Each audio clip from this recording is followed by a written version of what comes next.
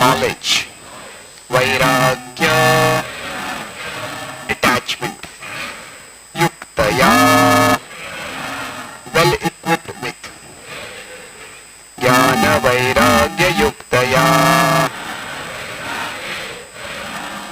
pashyanti, see,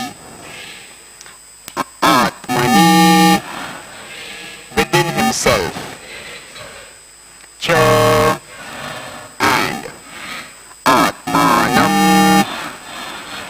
the Paramatma, pashyantyatmani chatmanam, bhaktya, in devotional service, shruta, the Vedas, gruhitaya,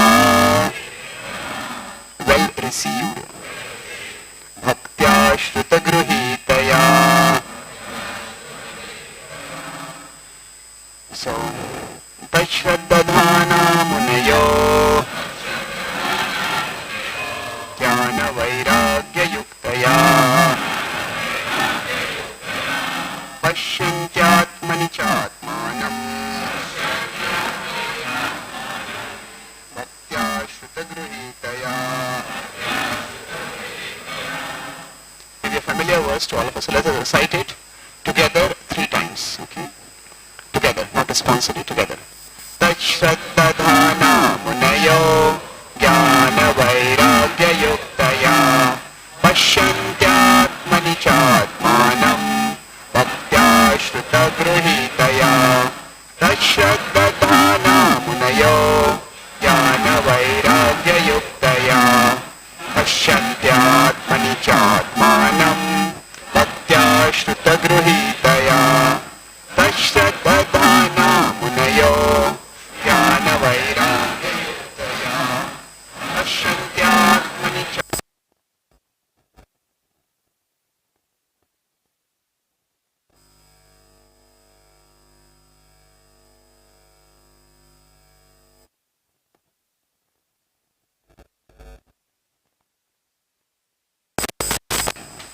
So pashyantya atmani chatmanam.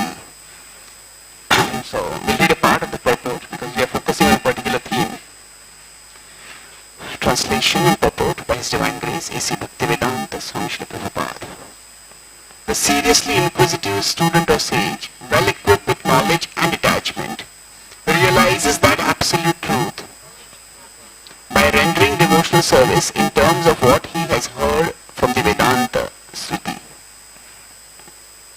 The absolute truth is realized in full by the process of devotional service to the Lord, Vasudeva, or the personality of Godhead, who is the full-fledged absolute truth. Brahman is his transcendental body effulgence, and Paramatma is his partial representation.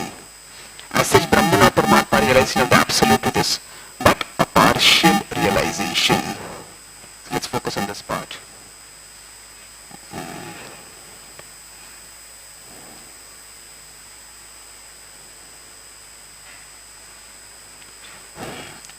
ज्ञानाञ्जनशलाकाय ज्ञानाञ्जनशलाकाय चक्षुरुन्मिलितं येन तस्मै श्रीगुरवे नमः। नमः ॐ विष्णुपादाय कृष्णप्रेष्ठाय भूतले श्रीमते भक्तिवेदान्त स्वामी इति नामिने। नमस्ते सरस्वती देवे गौरवाणी प्रचारिणे निर्विशेष शून्यवादी पाश्चात्य देशतारिणे। वाञ्छाकल्पतरुभ्यश्च कृपा सिन्धुभ्य एव च पतितानां पावनेभ्यो वैष्णवेभ्यो नमो नमः।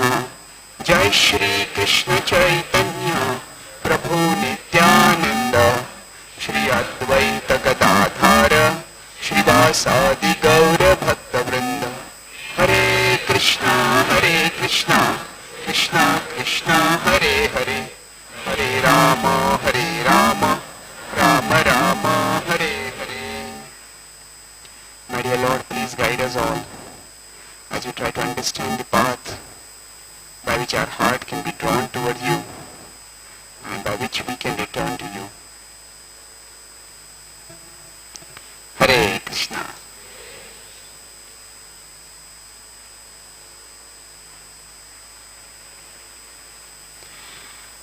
So today morning we're beginning our exploration over 5 sessions on the okay, the path of bhakti. Broadly speaking, we could call it the bhakti journey.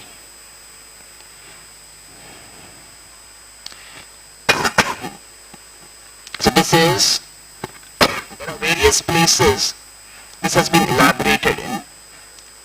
Broadly speaking, the spiritual quest where a person seeks something beyond this visible world. Something else seems to matter more. That has been a universal feature of humanity. Not many people, but there have been people who have sought something higher. And there are various metaphors used. One is of course the metaphor of a journey.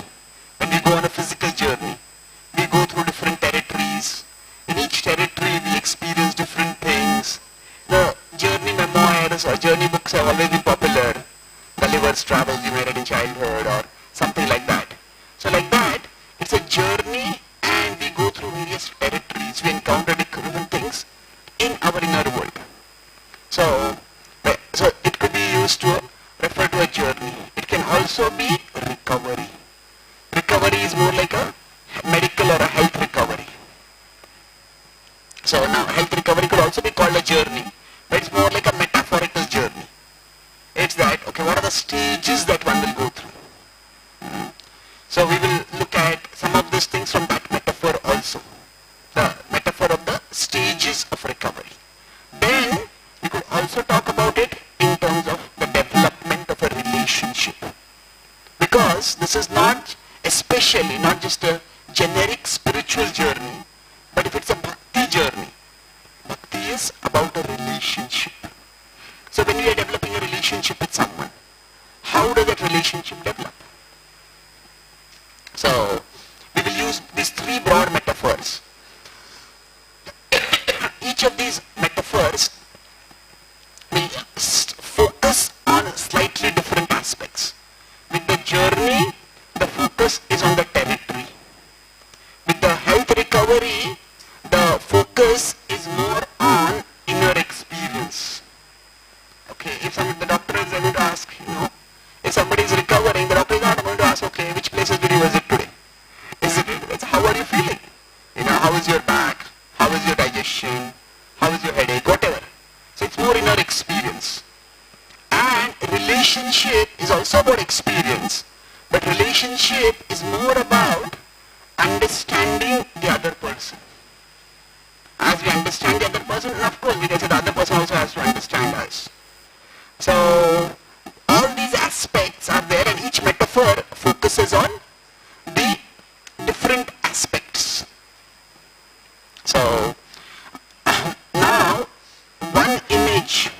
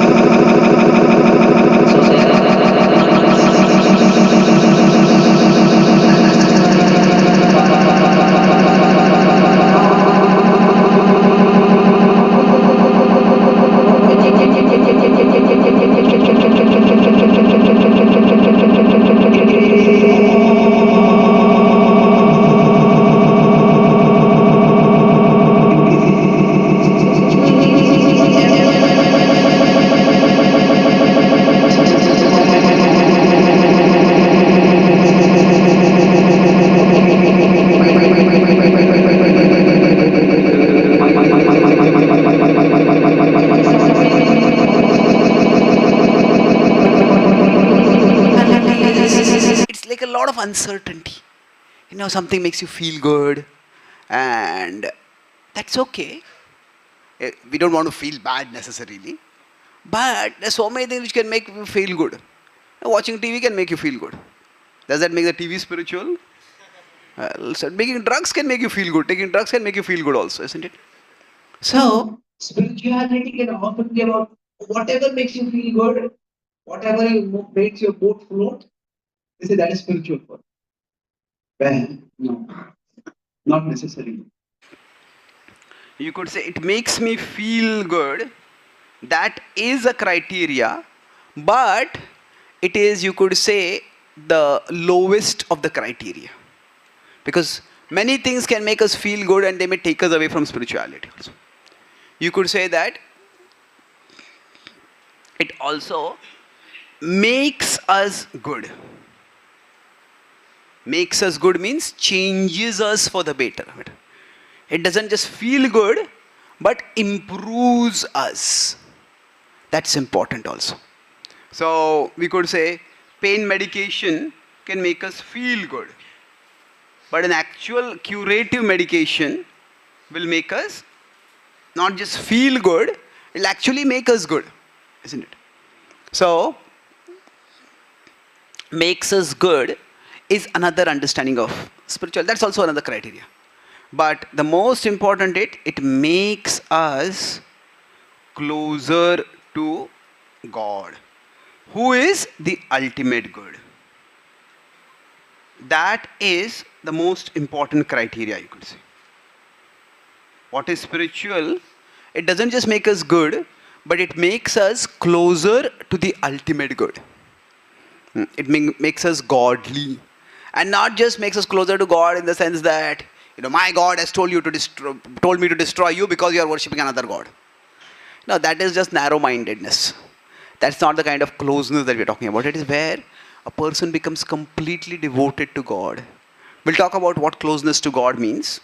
But, so spirituality, yes, there is certain amount of uncertainty, there is certain amount of mystery, but there also has to be certain amount of clarity. Otherwise, it can just be very vague and confusing, and then predators can come in and exploit people in the name of spirituality. So, there has to be some level of clarity. Now, if you consider the spiritual journey, there is, you could say, some description of this in the verse that we recite, Bhagavatam 1.2. This verse 12 to 22. This is the most quoted section from the Bhagavatam by Srila Prabhupada. Actually, this section starts a little earlier from the 6th verse. But this is the most quoted section by Srila Prabhupada. So especially from the 12th verse onwards, there is a description of the spiritual journey. Now this particular description has been elaborated in the Bhakti Rasamrit Sindhu, where, taking this as the basis, Rupa Goswami talks about 9 stages of devotion. So here, the 9 stages are not explicitly mentioned, but they are pointed to. So as a field is studied more and more, understood more and more, the clarity may come more and more. So it's like, say, somebody has paralysis and there is no cure for paralysis. And then we find a cure for paralysis. And the patient gets cured, and as there is more and more clinical study, then study may reveal, okay, this is one stage of recovery, this next stage of recovery, this is next stage of recovery. So now what Bhakti Rasamrita Sindhu is described, that is described in further detail in another book called Madhurya Kadambini. So Madhurya Kadambini is a book written by Vishwanath Chakravarti Thakur. So he was a prominent commentator in our tradition. So Bhakti Rasamrita Sindhu is by Rupa Goswami. So we will be trying to understand this inner journey as has been talked about in these three texts. And then we will also talk about some things which we can also experience in the contemporary world to see how there are rough parallels. So the idea is, Krishna says, Bahavo Jnana Tapasa Bhuta Mad Bhavamagataha. In 4.10, he says, many others have gone on this path. Many others have become purified. So if somebody is trying to climb Mount Everest, then the first person who had to climb up, they didn't even know what they're going to encounter. But the first person has climbed up, and then they have written a memoir, their experiences. And somebody else who wants to climb up Mount Everest, now their experience will not be entirely the same. Because the weather can be different, even the terrain can change. Sometimes there is more snow, sometimes there is less snow.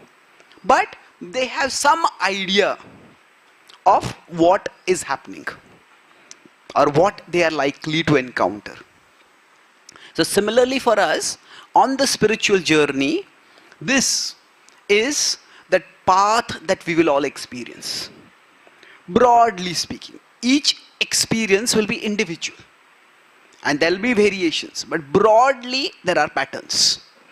And that's what we will try to understand.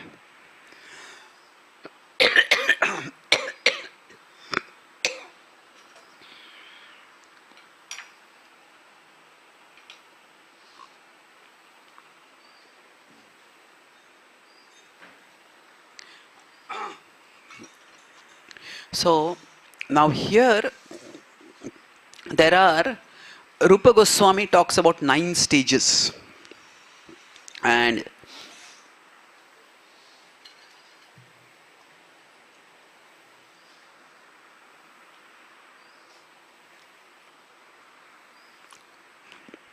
so let's try to understand these 9 stages. Now they could be envisioned as like if we had a bridge. The bridge has 9 planks. So if there is a mountain over here, there's a mountain over here, and then we have a 9-plank bridge. That's one way to look at the 9 stages. But this is not the best metaphor, because it is not that we leave the previous stage entirely to do the next stage. It is more that we build on the previous stage. So it's better to envision this more like a 9-step staircase. So when we are going to the next step, we are on the previous step. The next step is built on the previous step. So in that sense, the previous stages are still there. So it is not that we completely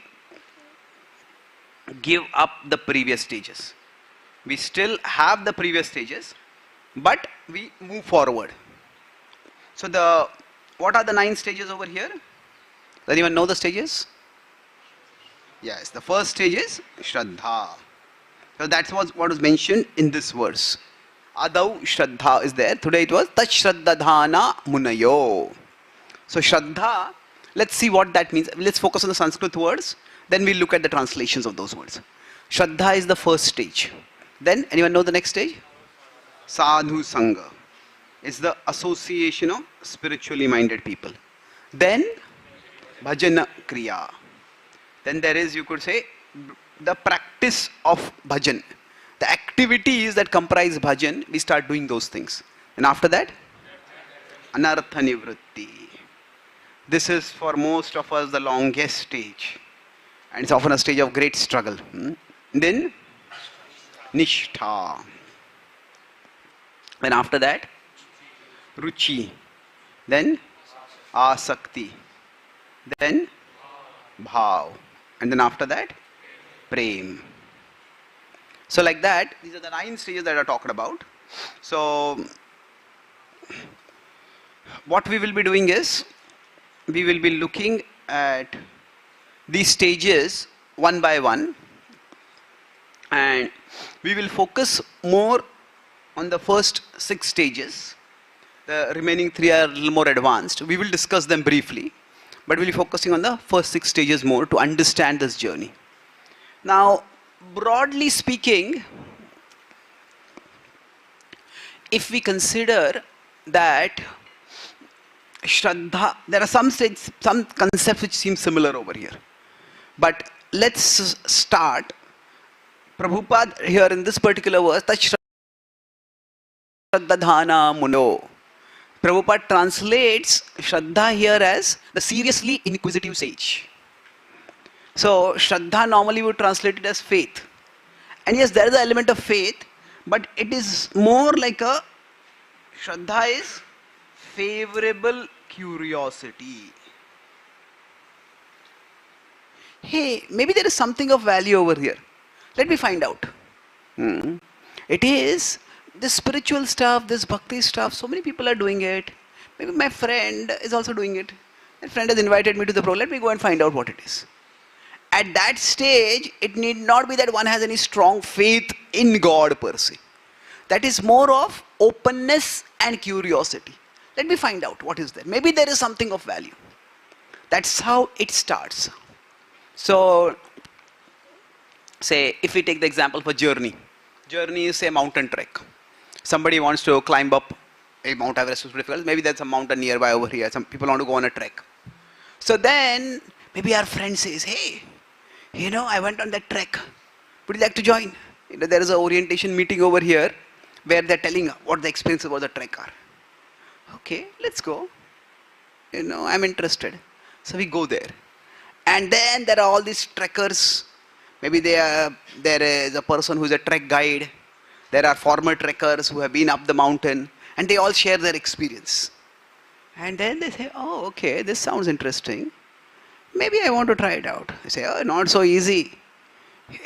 First, you will have to make yourself fit. Maybe if you are not fit enough, it's a difficult climb. Where you do these exercises, you get your blood pressure to this level, you get your weight down, you will get some muscles. You do these things by which you will actually become capable of climbing. So that's where doing the exercises to actually get ready for that climb. That is like bhajana kriya. So a person gets into shape. And they start doing the exercise. Okay, this part, you have to actually pull yourself up by a rope. You have to hold on and climb up. Are your muscles strong enough to lift your whole body up? Can you do that for 5 minutes, 10 minutes? Nowadays wall climbing is like a game which people play. So how strong are you? So you have to get through the exercises to actually get ready. So that's bhajana kriya. And then after that, anartha nivritti is, basically we may have fear of heights. And if you have fear of heights, what are you doing going on a trek, isn't it? Okay, then maybe you have to deal with the fear of heights. You have to go a little bit high up and see how it goes. And gradually, whatever is going to hold us back, that starts decreasing. And then maybe there's a trial run. Okay, that particular mountain is 25 miles. Now here there's a 1 mile trek over here. Let's try it out. Then when you try it out, you're able to do it. You develop some more faith. Yeah, I can do it. This whole process, this actually works. I didn't think I had it in me to climb up like this, but I was able to climb up. So then the Nishtha comes. So Nishtha and Shraddha, the words can seem similar. But whereas this is curiosity, this is more of conviction. Yes, this works. This can be done. It can work for me. It's more of a personal realization. So, it's a personal realization. It's a personalized, personal conviction. Yes, this works for me. And then, as that person goes up, maybe initially they just had some curiosity. Now start developing a fondness for nature. They get fascinated with nature. Okay, which are these trees over here? See, each tree, what you call it, greenery, but everything has a separate shade of green. And then, high up you can see these birds. Maybe from there you can see this waterfall. You start falling in love with nature.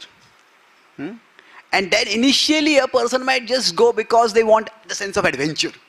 Kuch karna hai. Life is boring, I want to do something stimulating.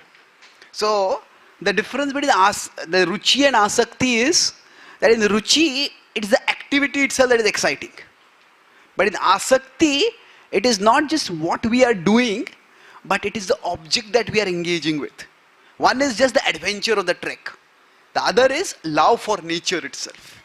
The two are very different ideas. Somebody who has love for nature may not need an adventure. They could just go to a walk through a peaceful area and they'll still enjoy it. Somebody, this walk is too peaceful for me. So kuch hona chahiye. Something this. So there are different stages. It's similar, but different stages. And then prem is a person just falls in love with nature, falls in love with the mountains. So that's a example of a trek. Now we could also take the example of medical recovery. So somebody comes to know, hey, you had this back issue, or you have some persistent weakness, low immunity, or you got some disease. And I hear this doctor actually cures. This particular treatment cures. Now initially there might just be favorable curiosity. Let me find out. And then maybe we attend some YouTube talk or we go for some seminar. And there the doctor gives a description, okay, this is how this particular treatment works. This is what happens, this is what happens. And then maybe there's some patients who have been cured, they give their testimony. Okay, I had this condition, but I did this treatment and now I'm cured. Oh, okay. Ma'am, I want to find out more about this. Okay, what do I have to do? Okay, the doctor may say, okay, stop eating these kind of foods, do this exercise, take this medicine. So then we start the bhajana kriya. Now, when we start doing that, maybe say some anartha nivritti, some toxins start coming from the body. So especially in homeopathic medicine, some medicines like that, some treatments like that. Sometimes the condition becomes worse before it becomes better. So sometimes when the toxins are coming out, then all that is there hidden in our body, it is weakening us, but it is not visible. It starts coming out. So that's anartha nivritti. That slowly starts happening. And then after that, we feel fitter, we become healthier. Maybe we do some medical tests and we find that my cholesterol has gone down, my blood pressure has gone down, my immunity, hemoglobin has gone up, so many things. The parameters show health. Then what has happened is, that's when we get nishtha. This works. I'm actually cured by this. So this is the stage where now somebody may say, okay, this whole treatment is a quack. There is no medical basis for this. There is no clinical study for this. So, okay, maybe there's no clinical study. Like our devotees in Mumbai, during the COVID pandemic, they developed a medicine, they call it Ayurkoro.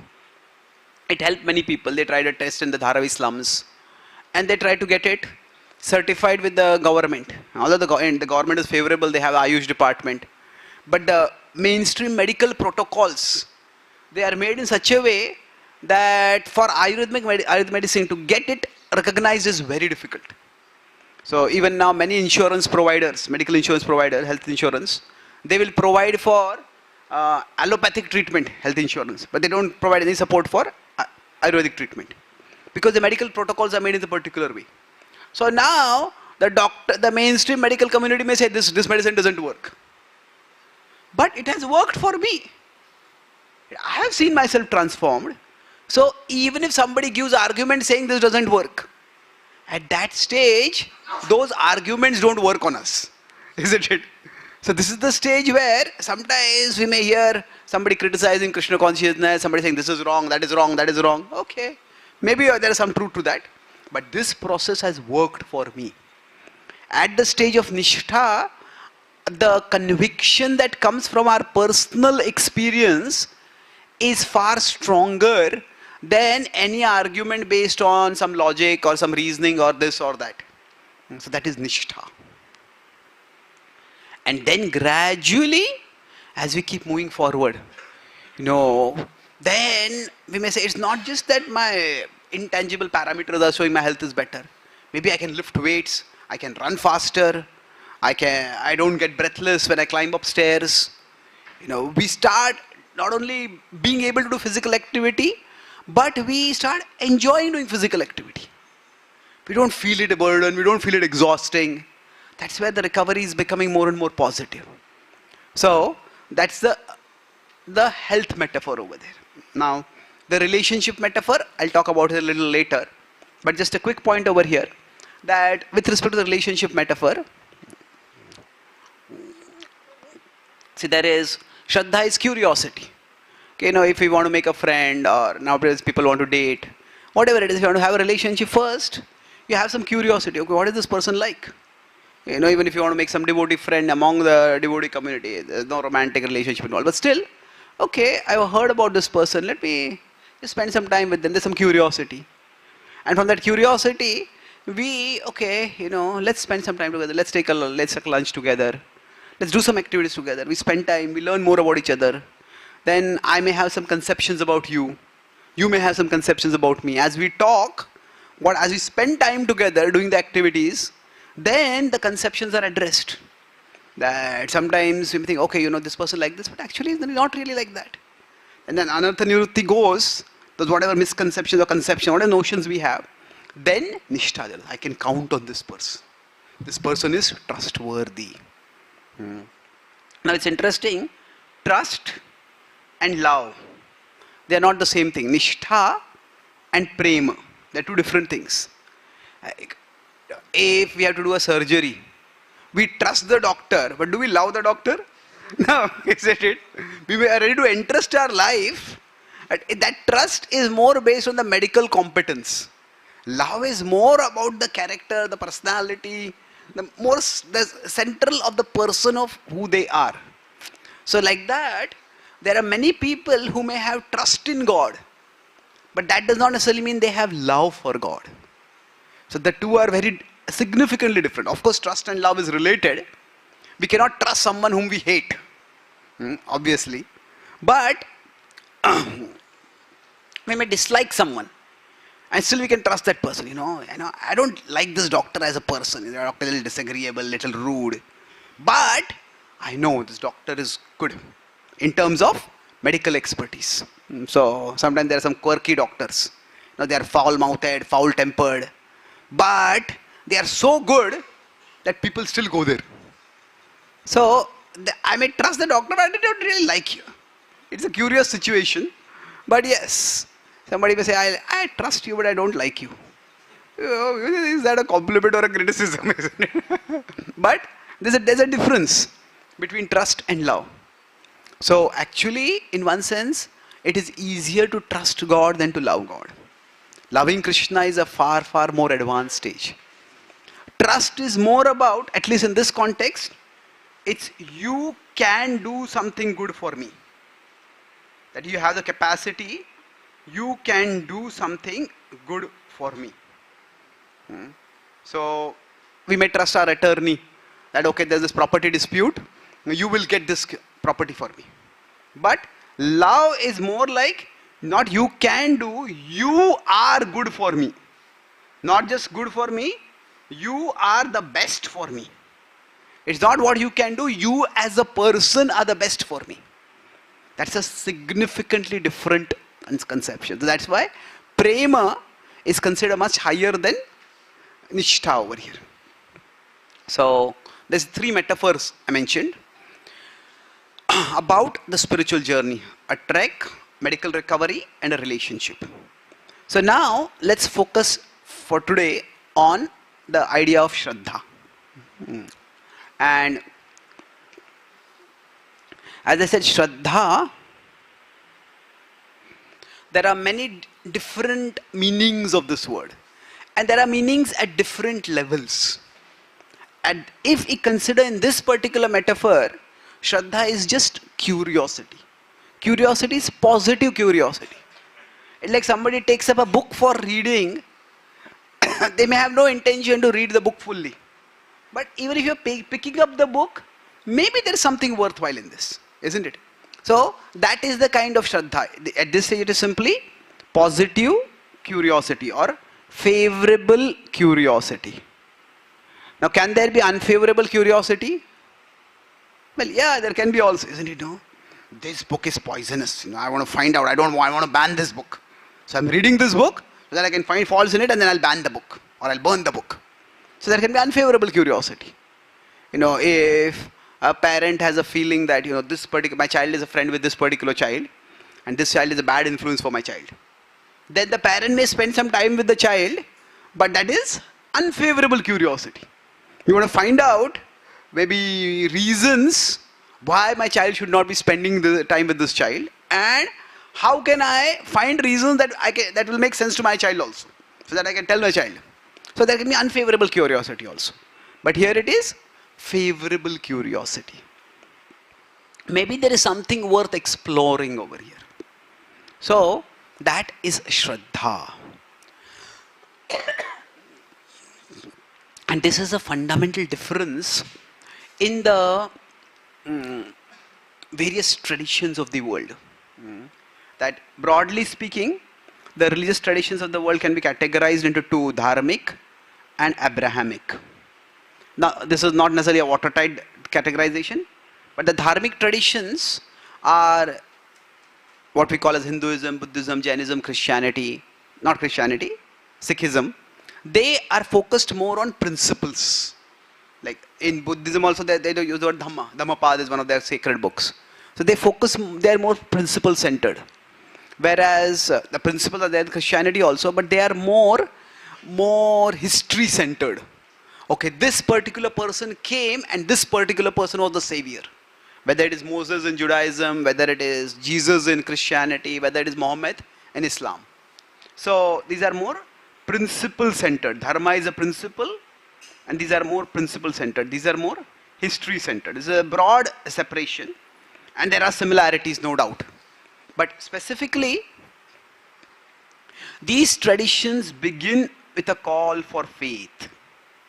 Faith is very, very important in these traditions. Now you can say faith is required for all traditions, and that is true to some extent. But in the dharmic traditions, it is a call for curiosity.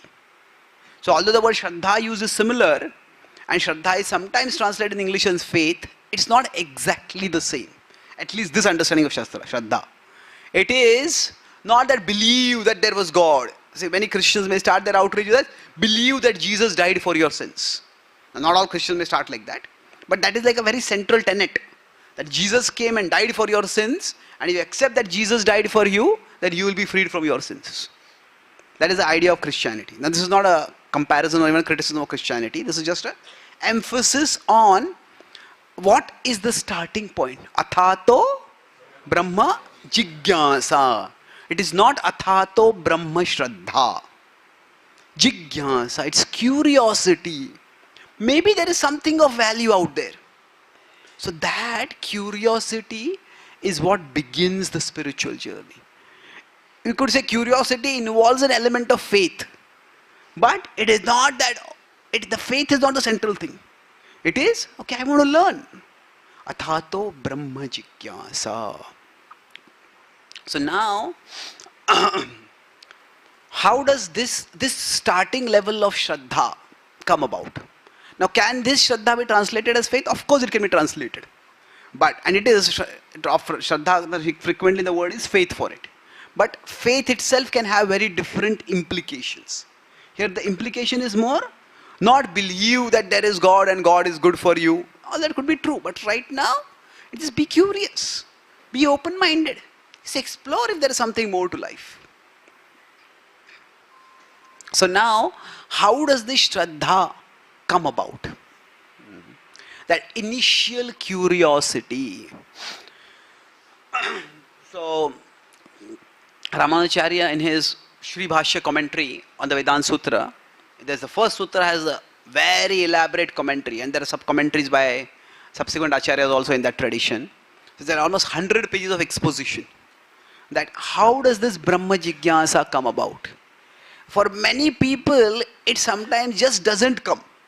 I have a friend in Russia who was telling me once he was giving a class. And he said, you are not your body. And one person raised his hand. He said, yes. If I am not my body, then whose body am I?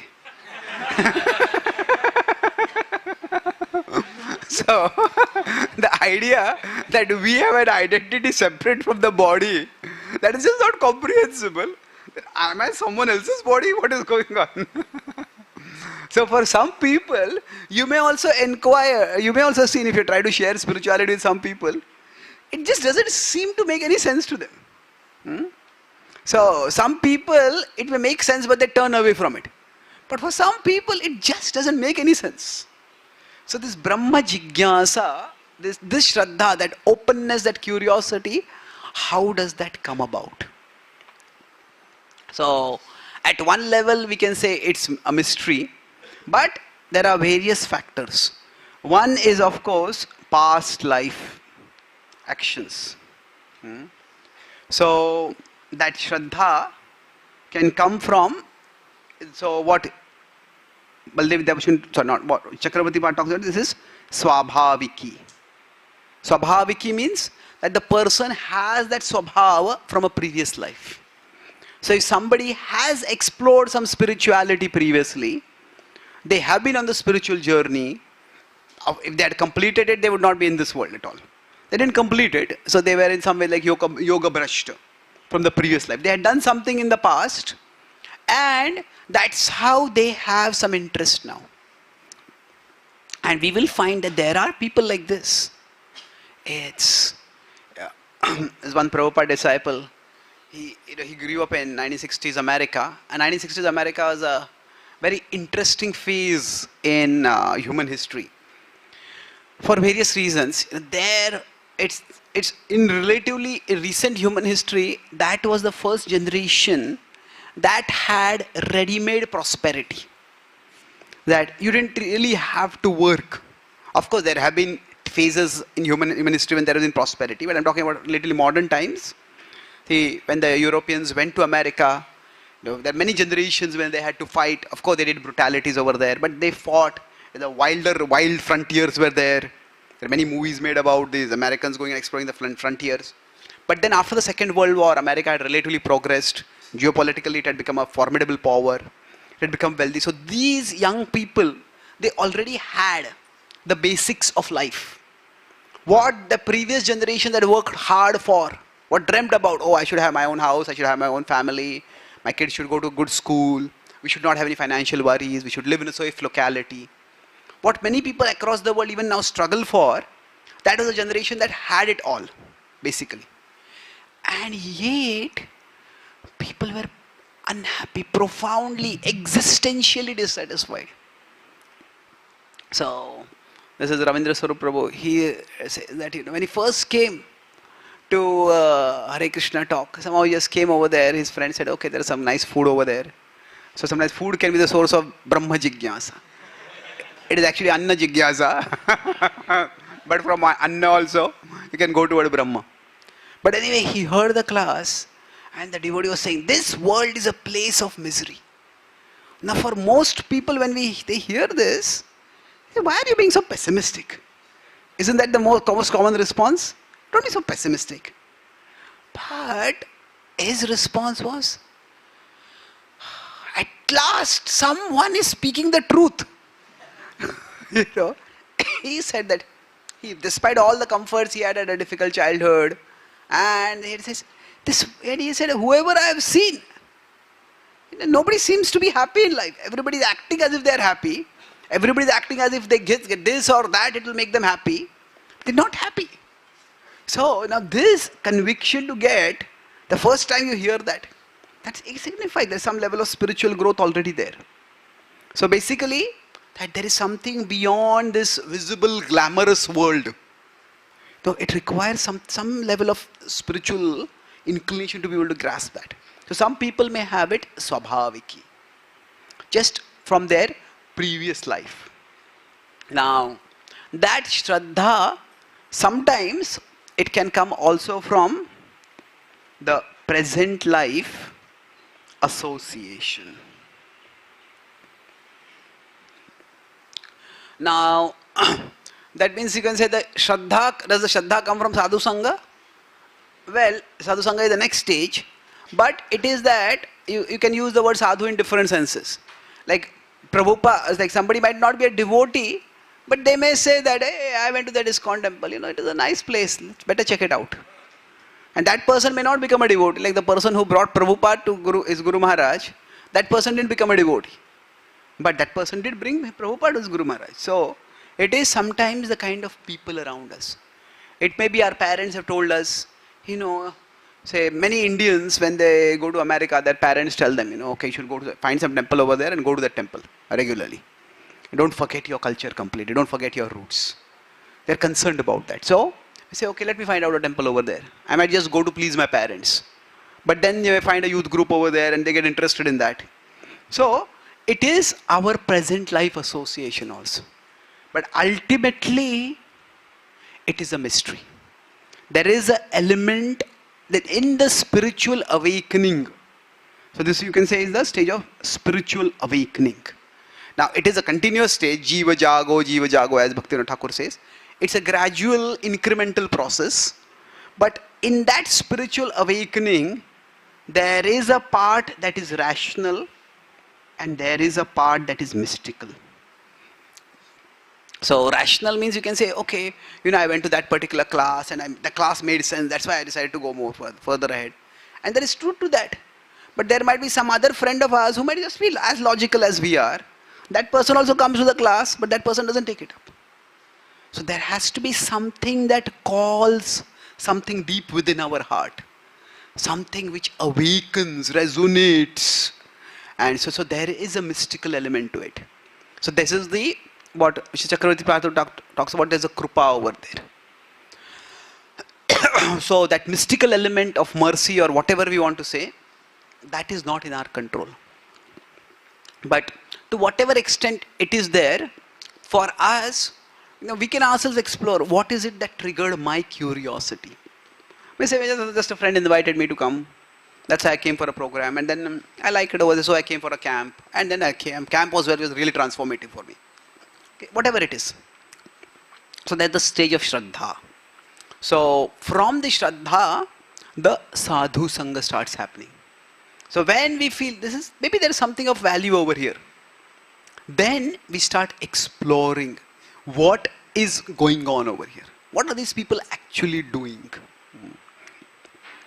So how many of you have questions at this particular point? I'm trying to decide. Sure, we have about half an hour more. So either we can have questions for half an hour or I'll complete Sadhu Sangha and then we can have questions for about 15 minutes. 1, 2, okay, 3. Now you don't have to raise your hands by force. Okay, fine. So I'll just try to talk about Sadhu Sangha briefly. If you're not able to complete, then we will continue Sadhu Sangha tomorrow also. Okay. So now, I said that it is not that we give up Shraddha to go to Sadhu Sangha. It's like a step. We build on that. With Shraddha, we come to Sadhu Sangha. Okay, maybe these people have something of value. Now, when we use the word Sadhu Sangha, it can be talked about at various levels. And we can talk about a very exalted level like Lava Matra Sadhu Sangha Sarva Siddhi Hoy. That just a moment of association of a devotee can lead to all perfection. And there is truth to that, no doubt. That is the potency of association of devotees. But here, we are focusing on Sadhu Sangha specifically in terms of this journey. So, how does spiritual association contribute to our spiritual growth? So, there are many ways, but if we consider, I'll focus on 3 distinct aspects of spiritual association. That through association, in general, when we are going to explore something, it is that, so why do people do anything?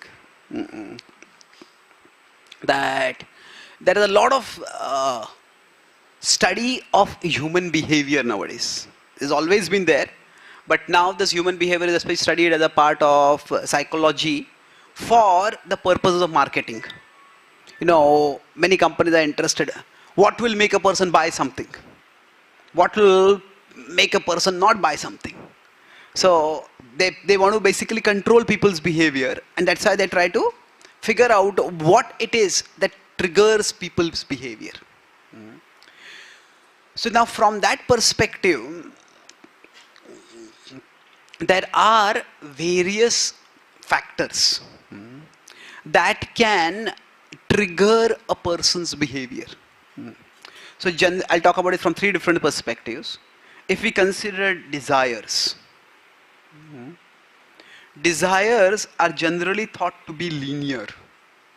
Linear means what? See, I am here and some object is here. So if this is a sense object, dhyayato vishayan pumsaha sangasteshu upajayate. So linear, when I see an object, when I perceive an object, I get the desire for that. And our scriptures are filled with that. Ajamil saw a particular scene that triggered a desire. Vishwamitra Muni heard just the jingling of an ankle bell, and that triggered desire. So it is see means, generally see is often used as a metaphor for any sense contact. So generally we think of desires as linear. And that is true, no doubt. But the important thing is, desires are not just linear. They can also be, the technical psychological word is mimetic, but simpler word would be triangular. Now have you heard this word called memes? There are social media memes. Like there are genes, there are memes. Memes are, there's ideas that replicate very fast. Like this has become a meme on social media. It keeps growing.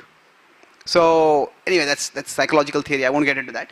But triangular desires means what? Say if I am here and there is an object here. Now when I encounter that object, I may or may not desire that object. But if there is someone else who has a strong desire for that object, and I have interest, this person has the desire, and I have some appreciation, some trust, some respect for this person, then seeing that person desiring that object or enjoying that object will trigger my desire. This is often the logic for companies seeking endorsements, isn't it? That when some new phone comes up, that if Apple makes a big advertisement, oh, our latest smartphone is our best phone. Okay, that's your phone, that's what you're always going to say. But then maybe they get some Bollywood actor, they get some cricketer, they get some influencer. This is the best phone that I've ever used. Oh, hey, I want to buy this phone. That's endorsements. So basically, desires are often triangularly triggered. When I had first gone to Australia in 2014, so one devotee had invited me to their house for lunch. And then they said, for dessert, we have got baklava. Anyone of you know what is baklava? Baklava, okay. All of you are wonderfully ignorant. Anyway, I also didn't know what is baklava. Baklava is basically an Arabic sweet. Now, to the Indian ear, baklava, the name doesn't... the name itself doesn't sound very sweet. So I said, maybe later. And there's another devotee with me who had also come for lunch. He's a local Australian devotee. And he said, yeah, I would like to have. So then I was talking with the host. And then the baklava came. And this devotee was eating baklava. He was closing his eyes and relishing it. And I saw him. I said, can I also have one? So there was no linear desire, but there was triangular desire. So quite often, desires are triggered in a triangular means. And there's one more significant difference over here, that desires, often the linear desires are triggered for rajasic things. But for sattvic things, things in sattva, often we need triangular desires. That, if somebody is passing by a hotel or somebody is passing by a clothes shop and there is some fashionable mannequin, then, we just see that's so attractive. I want to eat this, I want to dress in this, I want to buy this clothes. So often rajasic objects the direct desire often gets stimulated. But how many people, for example, see a Bhagavad Gita and say, oh, I want to read the Bhagavad Gita. We distribute Bhagavad Gita as it is, and people keep Bhagavad Gita as it is. Isn't it? Unfortunately, many people, they treat the Bhagavad Gita like an object of religious piety. Like, I have something on my altar, I have deity on my altar, I have Bhagavad Gita also on my altar. I'll offer a flower every day, but I'll not offer my buddhi. So, the idea is, but if we meet some devotees, we meet some friend who is reading the Bhagavad Gita and is alive with the Bhagavad Gita, who is getting so many insights, so he's so excited about it. He says, okay, what is there in this book? I want to know more about the book. So quite often, the desires for sattvic or spiritual objects, they are not triggered linearly. A desire for prasad may be triggered, and that's fine. But it's like, say, even if you see some devotees dancing in kirtan, you may see them dancing in kirtan, and maybe you see it on TV, some festival, you say, okay, these are interesting people. But we may not ourselves get a desire to dance. But if we actually come to a kirtan and we say some friend, that friend is dancing, we say, what will people think of me? What, have I become a religious lunatic now? But then they pull us in, and then we may start dancing. So what happens is, now dancing is normal, but religious dancing is still seen a little weird by some people. So it is quite often the spiritual desires are triggered in association. So one aspect of how association affects is that through association there is the triangularity of desire that is tapped. So now all of you have come over here, and now some of you may be feeling tired, some of you may be feeling sleepy, maybe you have taken a meal and you are feeling heavy. But if you see, everyone is attentively hearing the class. The person next to you is hearing, maybe the person next to you is making some notes. Then what happens is, okay, maybe I should also, maybe there's something interesting over here. Generally with respect to question answers, now very few people ask the first question. But if one person asks a question, and then you find, okay, the speaker gives a reasonable answer. If the speaker is very heavy and gives a dismissive answer, then people thank God I was not the first person. But what happens is, if we see others asking questions, then we also get the desire to ask questions. We feel, maybe I feel safe, maybe I can ask a question also over here. But the idea is, generally sattvic desires are triggered in association. So the triangularity of desires is tapped by association. So that's one way. So here, and association has many glories. I'm not going to talk here about the generic glory of association as described in Shastra. I'm talking about how association works in this stage. What comes after association is? Sadhu Sangha is Bhajana Kriya. So we are talking about how Sadhu Sangha will take us or can take us from Shraddha to Bhajana Kriya. Okay, why are these people having this bag hanging around their head? What do they do with it? Oh, they chant. Why do they chant? And we see everybody chanting, and maybe we also try to chant. Let me see what is there in it. So that's how, as an example of Sadhu Sangha taking us from that curiosity to some personal practice. Bhajana Kriya. So we will talk more about Bhajana Kriya in tomorrow's session. This is one way. That is, we get our desires stimulated in association. Our desires get activated. The activation or the stimulation of desires that arises in association. And now that is a very significant part. Now apart from that, association can also give us intellectual comprehension. It can give us intellectual understanding. So, why? Because we can ask questions. That, okay, why do people do all these things? So one is just seeing others doing things, we get the desire. Seeing people doing it, but specifically, it is an association. It depends on how we are entering the association and how that association also welcomes us. That, can we ask questions? This is something which Prabhupada emphasized a lot. He said, we don't want our temples to be just places of worship. We want our temples to be places of higher learning. We want temples to be like universities. So, from say a material perspective, you could say that this temple currently is not very impressive. Of course, it will manifest.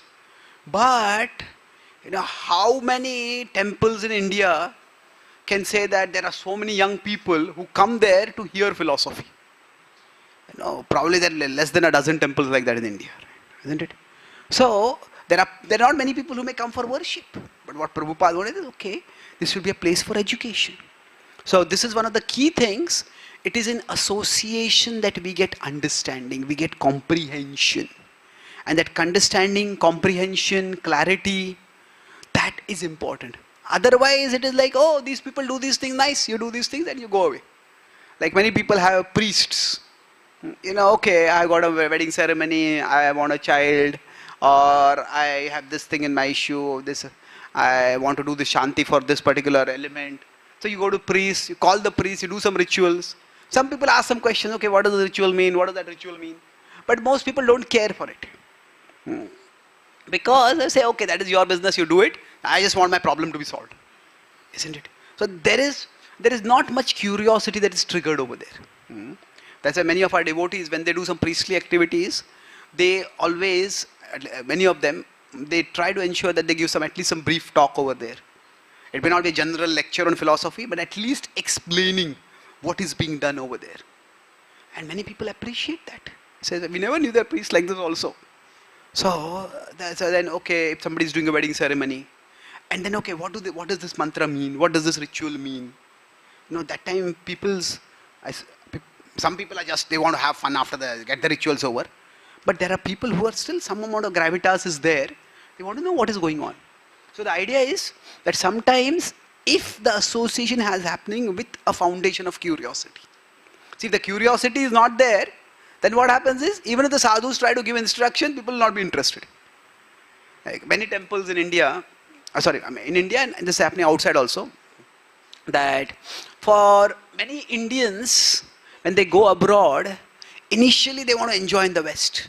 But after that, the West is too alien.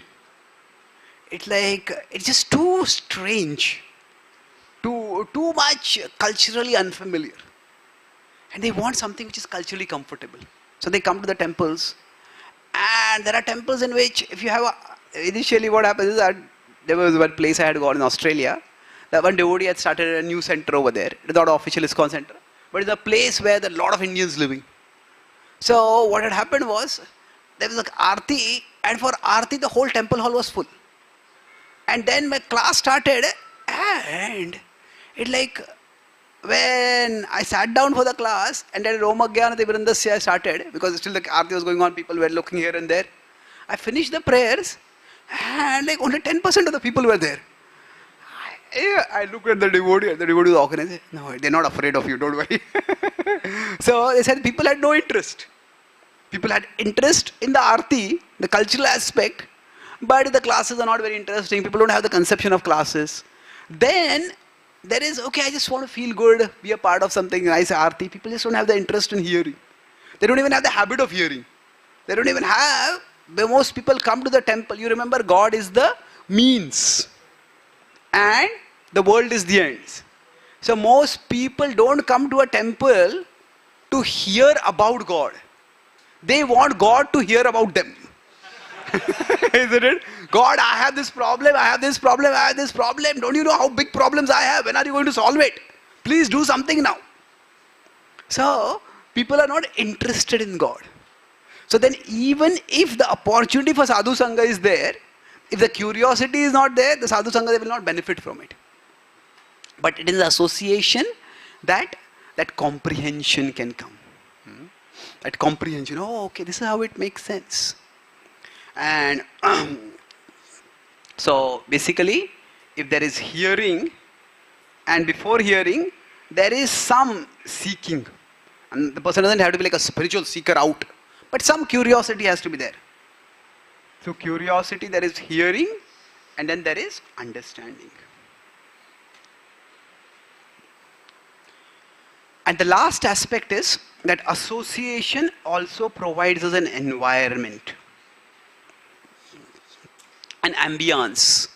We need a setting in which we can practice. Like say, if you come to a youth program and you like it, you like the chanting. But after that, if you go back to the hostel and nobody there is interested in spirituality, nobody is interested in chanting, you feel I'll be like the odd person out over here. Once it happened in one city or one hostel, there were two boys who had come from two different places, and both of them had been introduced to Bhakti before, but they didn't know that they had been introduced, that the other person was introduced to Bhakti. So what happened was that both of them felt, what will my room partner think of me if I chant? So both of them would wake up in the morning and under their blanket, covering, they would chant. And both of them was hoping that the other person is not noticing what I am doing. So both of them were pretending as if, I am sitting and sleeping. And then once one of them, he got up and he wanted to go out, he wanted to use the washroom. So he went out and his other devotee started chanting a little loudly because he was chanting very softly. And then he went there, but the place was crowded. So he came back quickly. And he came back and he just opened the door and he heard this devotee chanting. He said, what are you doing? Nothing. No, tell me, what are you doing? Then this devotee felt a little sheepish, a little embarrassed. Actually, I chant. Oh, you? I also chant.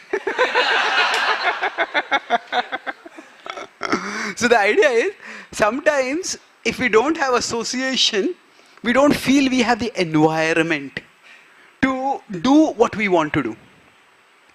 So association can provide us a supportive environment. If we have a youth center near our temple, near our college, where we can have supportive association that provides a supportive environment, that's wonderful. But even if we don't have that, we might have one or two friends who come together. Nowadays, devotees can chant online together, or at least sometime in a week we can come and stay in the youth center, whatever. Association provides us the environment. And without that environment, it is going to be very difficult to sustain the bhajana kriya. So the way I talked about this association, as I said, it is like, if I consider there is Shraddha. Now Shraddha is important. But from Shraddha, if somebody has to go to bhajana kriya, if that is the next step, and now this is sadhu sangha. Now, as I said, we are talking about sadhu sangha only in a very limited sense. Sadhu sangha is required throughout the stages of bhakti. It's an integral part. Even pure devotees want to associate with each other. Bodhayantaha parasparam. It's described. Even great devotees, they delight in talking about Krishna. But we are talking about sadhu sangha here specifically as it brings about this transformation from curiosity to, you could say, commitment. That I commit myself to chant the holy names. I commit myself to wake up in the morning. From curiosity to commitment. This journey, how does it bring about? So I talk about these three things. There is the ACE acronym, the activation of desires by the triangularity of desires. There is the comprehension of the concepts, the comprehension of the practices. We can ask questions. And there is the environment. So when we have these three things, when association provides us these things, so this is more like, see, we have an emotional side, we have a rational side, and we have a social side. So I said that this study happens nowadays about how people buy things. So we have an emotional side. Oh, I feel like doing this. That's the desires I activated. We have a rational side. Hey, this seems good. This makes sense. And then we have a social side. So generally, if this emotional, rational and social sides are taken care of, then people feel confident about doing something. It feels good, it makes sense, and others are also doing it. So let me do it also. So this is how the sadhu sangha takes us toward bhajana kriya. So I'll summarize what we discussed today. So I discussed mainly 5 points over here. The first point was about spiritual growth. Spiritual growth happens initially for us. The world is very big and God is small. But what happens? The world becomes small and God becomes big. That is the essence of spiritual growth. So we will talk about three metaphors: journey in the form of a trek, and recovery of health, and a relationship. So I discussed various aspects. So in each of these aspects, we discussed some aspects. So for example, from the journey perspective, we discussed about how these 9 stages could work. That how curiosity, okay, what are these people going to do? So I talked about Athanutti means becoming fit so that we can do the activities. Then we fall in love with nature. So like that, with respect to the recovery aspect, we discussed that we get the personal conviction, even if somebody says, oh, this, there are no studies proving this and this or that. So our nishtha becomes personal conviction. So in each of these metaphors, I focused on particular aspects. And let's not elaborate on that, it'll become too much of a detailed summary. But we discussed these 3 metaphors. Then after that, I focused on Shraddha as one stage. Now, Shraddha is basically favorable curiosity. And it has a rational aspect to it. How is that curiosity coming out? The rational could be from the past life, we have some inclinations, or from the present life, we have some association, some inspiration. And there is a mystical side to it. How exactly it happens in people, we can't know. And then I talked about sadhu sangha. So I'm reducing this 5 points to 3 points basically. So in the sadhu sangha has many glories, but we focus specifically on how sadhu sangha can actually take us from curiosity, ashraddha, to commitment. I will do this. What do you people do to I will do this? So we discussed about the ACE acronym, that it gives activation of desires happens through association. Then C was comprehension. We start understanding, things start making rational sense to us. And then also there is an environment. And in this way, we become inspired to go on the spiritual journey. So, thank you very much. Are there any questions or comments? Where is the mic? Okay, you can ask. I'll repeat the question. Do we have a mic? Okay, you can speak otherwise.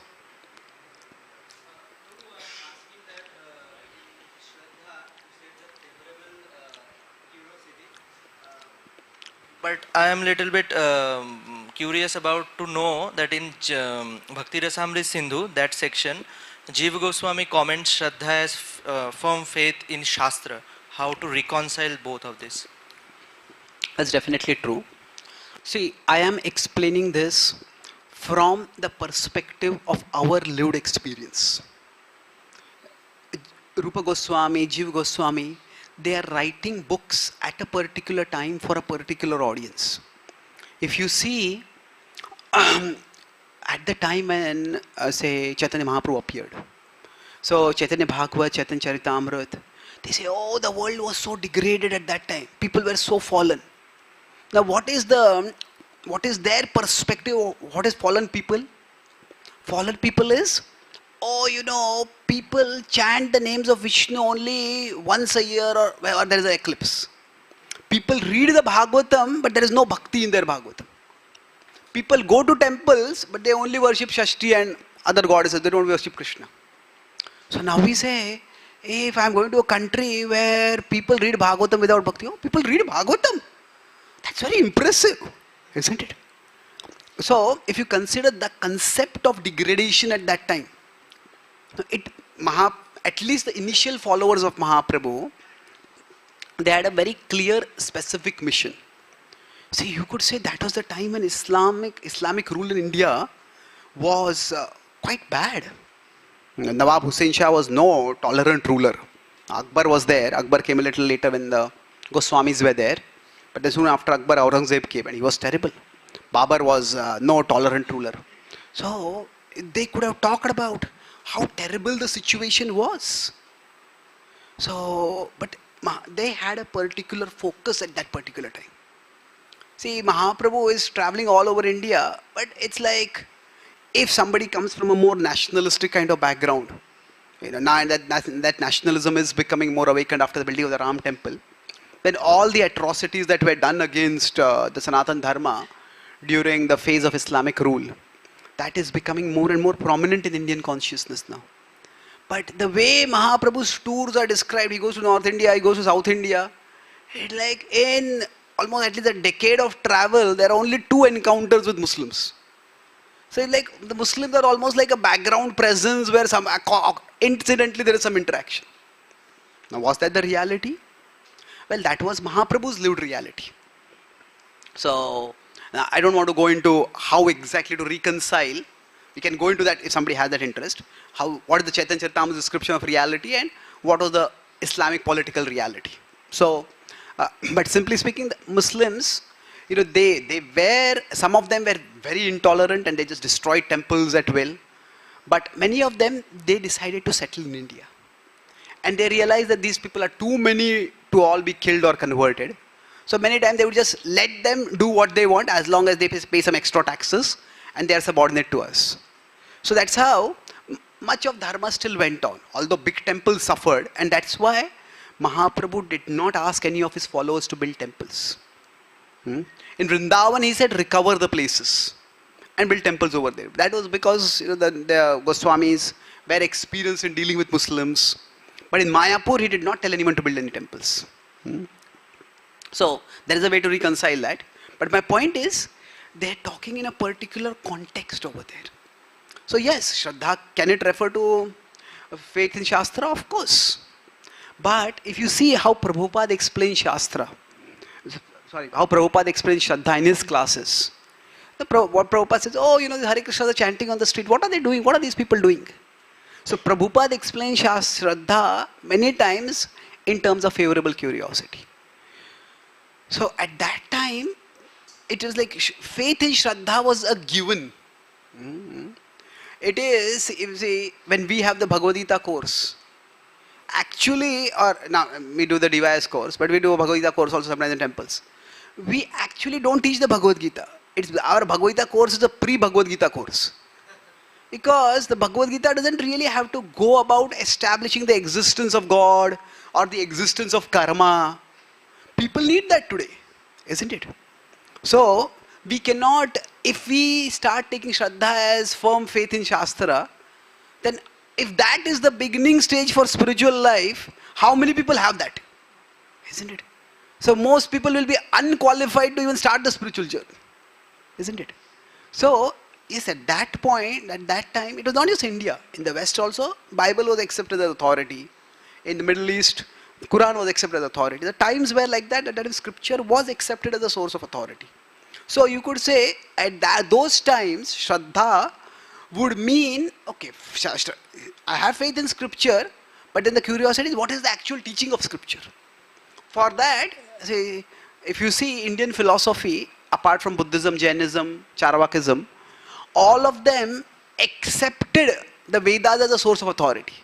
And different thinkers had fierce debates about what was the meaning of the Vedas. The 6 systems of philosophy, Nyaya, Mimamsa, Vaisheshika, all of these, they all accept the authority of the Vedas, but they fiercely debate what do the Vedas mean, what do the Vedas actually teach.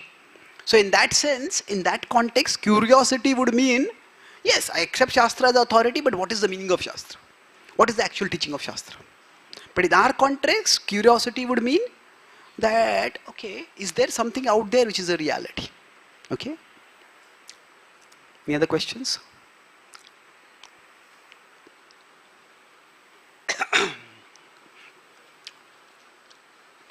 Hare Krishna Prabhu.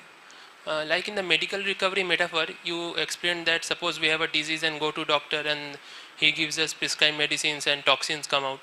So you compared that toxins to the like the anarthas we have, and sometimes it may also burn us from inside. So how to tolerate that, like transcending from anartha nivritti stage to nishta stage, the anarthas which are coming out. Well, I appreciate your jigyasa for anartha nivritti. Can we wait till we come to those classes? Yes. Because we are going to have full classes on the topic. Okay, Prabhu. Thank you. It is, we need some intellectual understanding of how the process is working. So if the doctor prepares us, you are going to go through this phase. The doctor can help us get some pain medication or whatever. Doctor helps us prepare. That's how we can also be helped to prepare. We'll talk about it more. Thank you. Thank you. Any other questions? Okay, behind.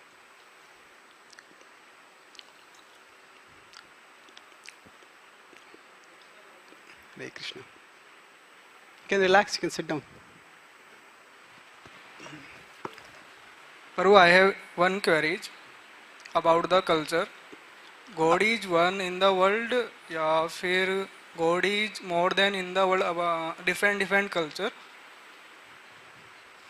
So please give me these answers of So, question. if God is one, why there are different cultures in the world? Yeah, Okay, yes. yeah, God, या फिर God is more than in the world in another culture. No, God, you can sit down, thank you. See, Bhaktivinoda Thakur talks about it in Chaitanya Shikshamrit, that while God is one, cultures themselves evolve according to time, place, circumstance. So what do you mean by culture? Culture could mean dress. Now, different places, different dresses are more comfortable to wear. Isn't it? So some places it's very hot.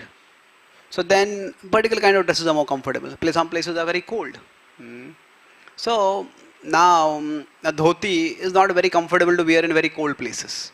I mean, you can wear that, but you have to have some inner wear and something like that to protect yourself.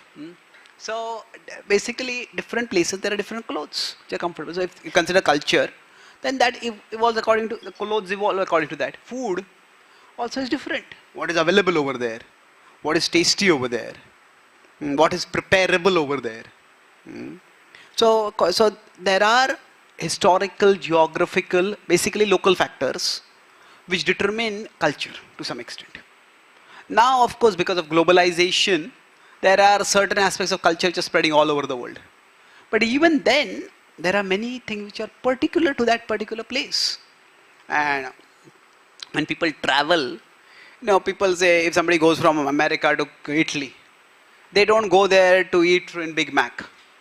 McDonald's is there in America also. There might be McDonald's in Italy also. But if they go there, is there some Italian dishes? Is there some Italian ambience? So cultures evolve differently at different places according to various factors. And God is big enough to manifest himself through whatever cultures have evolved at whatever places. So based on that, the specific revelations may be tailor-made.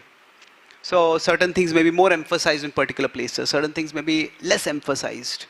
So God is one, but God reaches out to different people according to where they are at.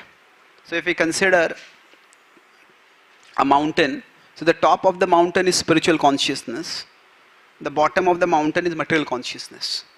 So now we can go up the mountain from one path, we can go it from up another path, we can go up by a third path.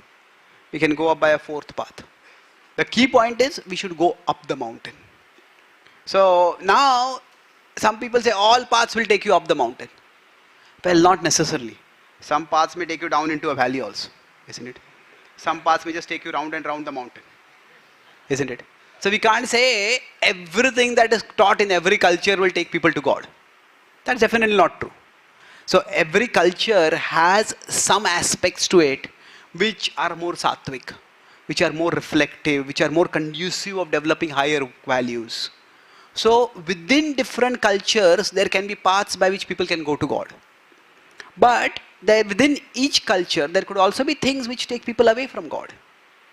So we have to look at the particular culture and within that see what is pro-devotional and what is anti-devotional. Okay? There's one question over there. Yeah.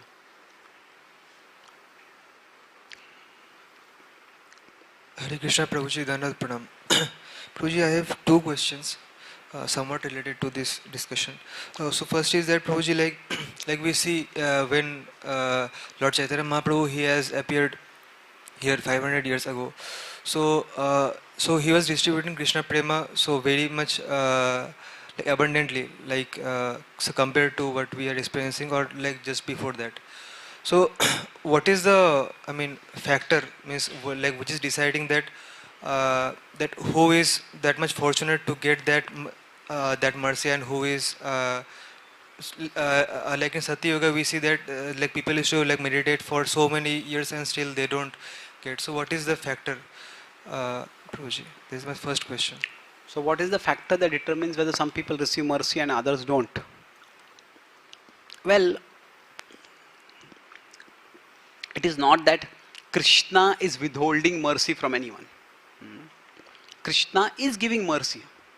Now when people, we say it is that in the Satyuga people would meditate for a long time.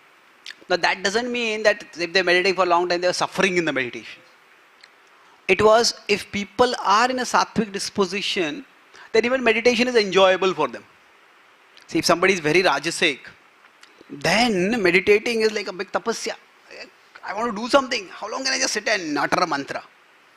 But if somebody is sattvic, they ramante, they start enjoying the meditation also. So when they say that they would have to meditate for a long time to attain God, it was not that they will suffer for that much time. They would, Sattvaguna, they would enjoy that austerity also. And sometimes that enjoyment would become a distraction. So it is not that Krishna made himself very difficult to attain for people who are more qualified. And Krishna makes himself more easy for people who are less qualified. It is not that Krishna is being partial. Krishna is simply being reciprocal. So in the past, people were more punyavan. They're not necessarily spiritual. That's why it is said that there could be many, many munis.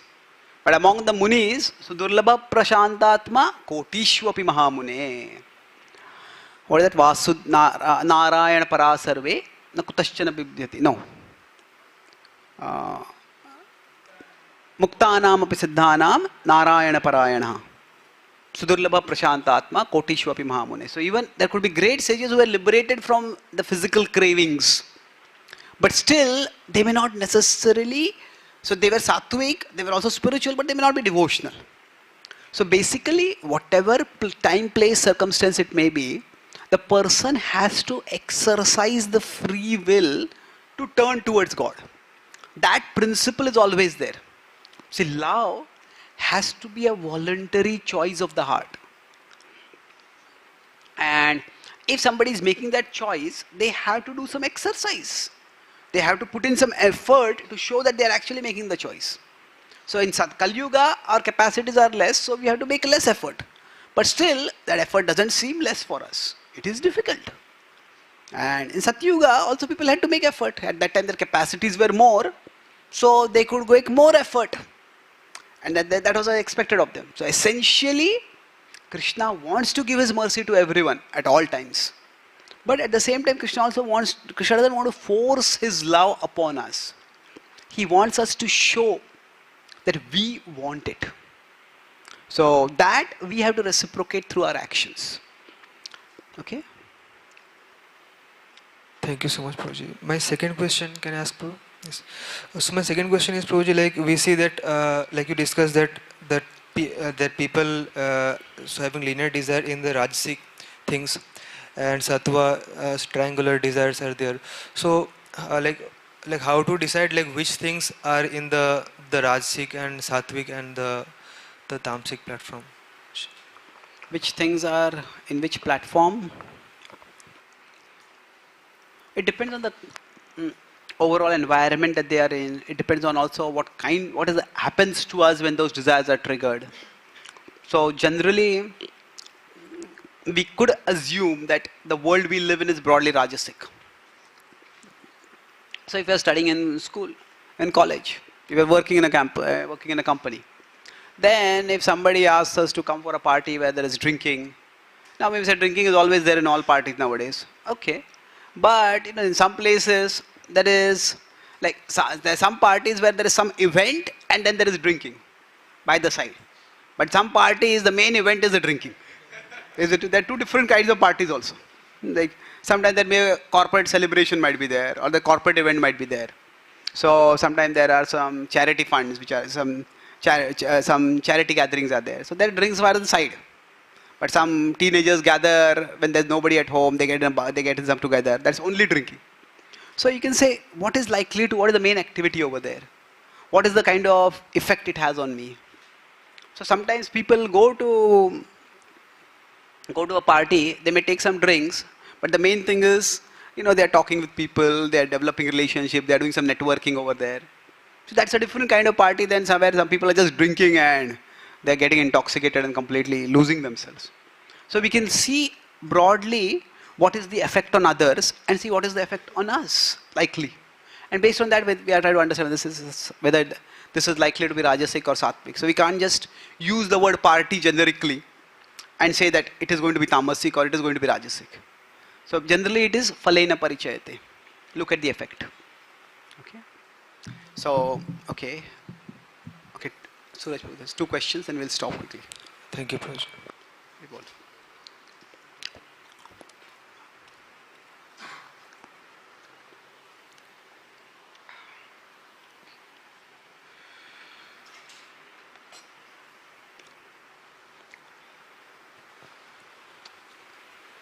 Hare Krishna Prabhu.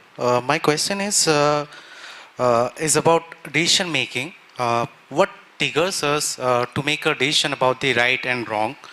And when we make a decision, we feel a great deal of anxiety. And sometime because of wrong decision, we feel guilty. Sometimes we have to choose between right or wrong, good or bad. So whatever decision we make and we choices is about चाहे वो कोई भी whichever way, suddenly we have to pick our decision. So we don't know where our decision comes from. So we just suddenly we have to act on it. So is the decision is pre-made decision or we are just act on it? Who make the decision? I mean to say. So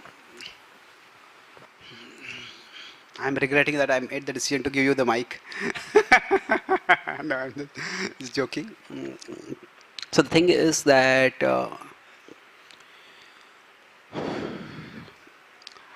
decision making, there is a rational aspect to it. But there is also an emotional aspect to it. Krishna says, Mai arpita mano buddhir. So our mind is associated with the emotional aspect. The buddhi is associated with the rational aspect. So generally, from a rational aspect, when we consider, there are 3 factors we consider, normally speaking. There is the content of what we are doing. Okay, what am I going to do? The second is the consequence of what will result by this. And then there is the intent. Why am I doing this? So broadly speaking, these 3 factors are involved in the decision making. So intent maybe say normally I would not do this, but for your sake I will do it. That means I don't really care for this activity, but I care for you as a person, and therefore I am doing it. So my intent is not so much where we are going. Like a parent may have no desire to on their own, play some game with them. But the child wants the parent to play a game. The parent plays the game. That is what I am doing is not important. That I am spending time with my child. I am pleasing my child. That is important. So sometimes the intent is important. Sometimes the consequence is important. Like say if I am taking medicines, I may not like the taste of the medicine. I may not like the discipline that I have to follow when I am doing the treatment. But then the result is good. So I do it. Sometimes it's the content. This is what I'm expected to do. This is just my job description. This is just my responsibility. So it could be that intent, content, and consequence. These are the 3 broad factors. And different people, based on their particular nature and situation, may prioritize one or two. One of these, one or the other among these. So there are whole ethical theories about which is most important. Is consequence the most important thing to consider? Like I mentioned, phalena parichayate. It's basically I'm saying the consequence is more important. But there are whole theories which could be the most important among these. So when we make a decision, we may not consciously think of all these things. We may do it less below the consciousness. We just say, for this person, I will going to do this. This is good for me, so I'll do it. This is just what I'm expected to do. I need to do this. So intent, content, consequences, these could be the factors. So these are at a if we consider at a rational level, we often consider these things. Now, at an emotional level, when we make decisions, often it is based on our raga and dvesha, our likes and dislikes. So, now these two are not entirely different. Say, because of my like, because I like this person, and the fact that I get an opportunity to work with this person in this particular service, although I don't like the service, the fact that I'll get to work with this person, that's why I'll do the service. So, you could say that the likes may play a part in our intent. Or a dislike. Somebody doesn't overall like to do exercise. But I dislike exercising, but I dislike being overweight even more. Or I don't dislike being overweight, I dislike being called overweight. so, so whatever it is, then I may do some exercise, I may follow some diet. So our likes and dislikes can also affect what we prioritize, the intent or the content or the consequence. So decision making is a complicated process. Now specifically, where does the decision come from? If I consider the soul is here, the soul has these two resources, the buddhi and the mana, the mind and the intelligence.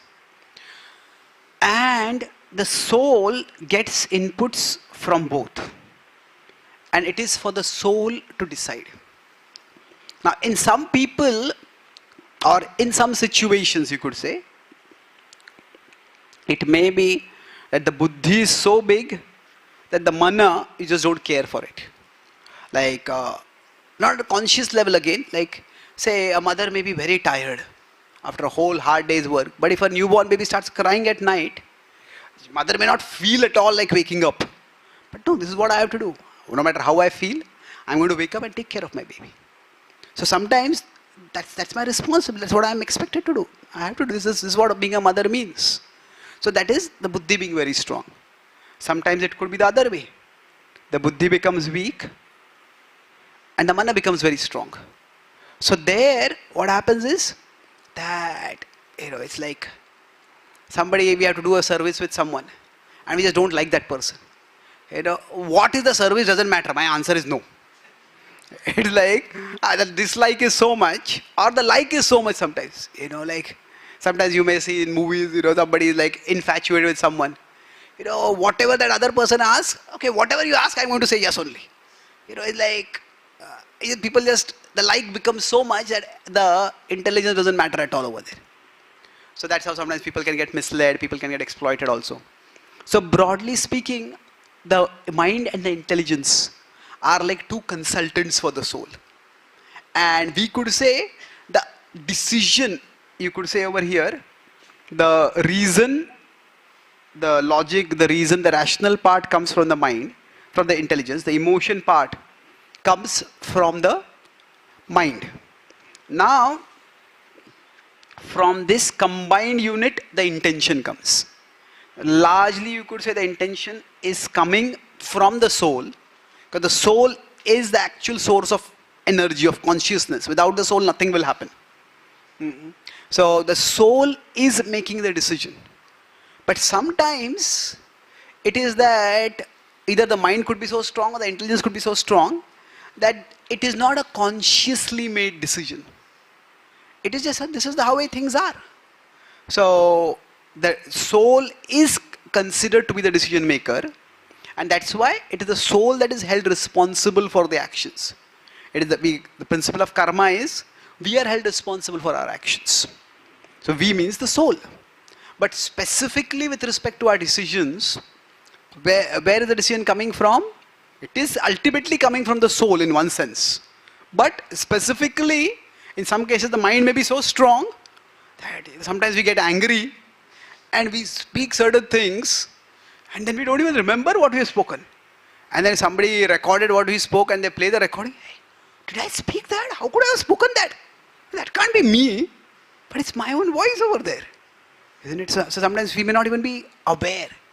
So it's like almost the mind's impulse just becomes our default decision. and then we do it accordingly. So that's also a possibility. And then if we feel, generally if we feel ourselves second guessing our decisions, then that's either the mind or the intelligence. One of them was very prominent in making the decision, and the other part is now pulling us back, making us think again. So if we just did something based on emotions, then the intelligence may say, you didn't really think this through. If we made the decision only based on reason, but we didn't consider our emotion, then the logic might all be there, but some part of us, hey, this is too difficult, maybe you should not have done this. So ideally speaking, we need to engage both reason and emotion. So that will lead to the soundest decision. Or if we make a decision based on reason, somehow we need to bring the emotion also along. Otherwise, the decision cannot be sustained for very long. Okay? So we'll have the next question in the next session if you don't mind. I don't want to go too much over time. So thank you very much. Grantraj Srimad Bhagavatam ki, Srila Prabhupada ki, Gaur Bhakta Vrinda ki, Itai Gaur Premanande. Thank you. His Grace Chaitanya Charan Prabhu ki jai. So we'll have Association of Chaitanya Charan Prabhu continuing on the same topic at 4:30 p.m. So you can all join back at that time. So now we'll take a break, take prasadam. For Drishti camp devotees, today we'll assemble in temple hall only at 11 o'clock.